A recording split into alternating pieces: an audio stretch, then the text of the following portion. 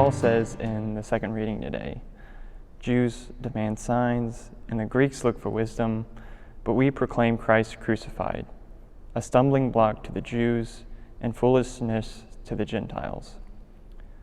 I was praying with this, and one thing that came to me is, while that's true, that historically, like, the Jews and the Gentiles struggled with the fact of the cross, it hasn't changed.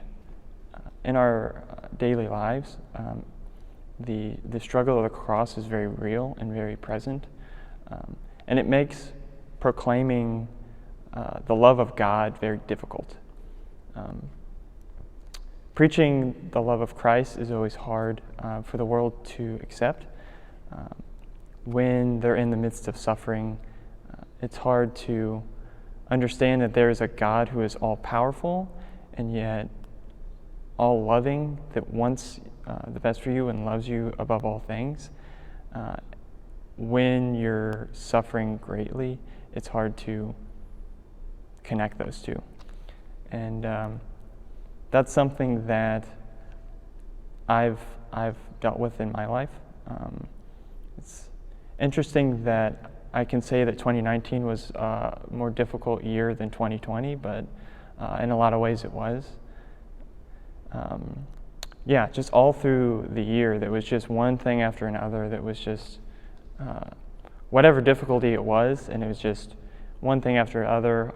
It seemed like it was all year long, where I would have 2 or 3 good weeks, and I was kind of like looking over my shoulder, like, what's about to happen? Because, there's just a lot of suffering, and it feels like I've been doing well for a couple weeks, so something bad should happen or something, because there's no suffering going on.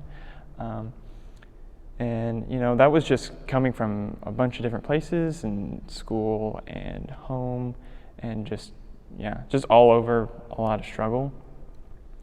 And it all kind of came to this point in the fall, where within a couple weeks, one of my close friends moved away, and another friend back home passed away.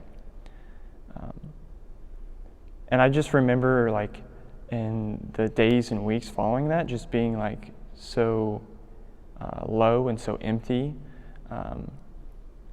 just because of that, like, 2-week time frame, but also like the rest of the year, and how there's just so much struggle and so much hardship, and everything that I thought I could trust in and everything I thought I knew just seemed to kind of leave, and it was just gone. And it put me in a really low spot where I was like, Lord, like, you're the only thing I have that is unchanging. You're the only thing that I have that I can trust in, because everything else is just kind of falling to the wayside. And it was very difficult, but it was also very, very fruitful and very beautiful, because that thought of, Lord, you all I have, grew into, through the grace of God, of, Lord, you are all I need. And through that, like, my love of God, my relationship with Christ just really blossomed and really grew in a way that never could have happened outside of the great struggle and suffering that happened. And so, yes, suffering does happen. Yes, we endure the cross, but through the cross, if we take advantage of it, we can grow in love of Christ, grow in love of brother.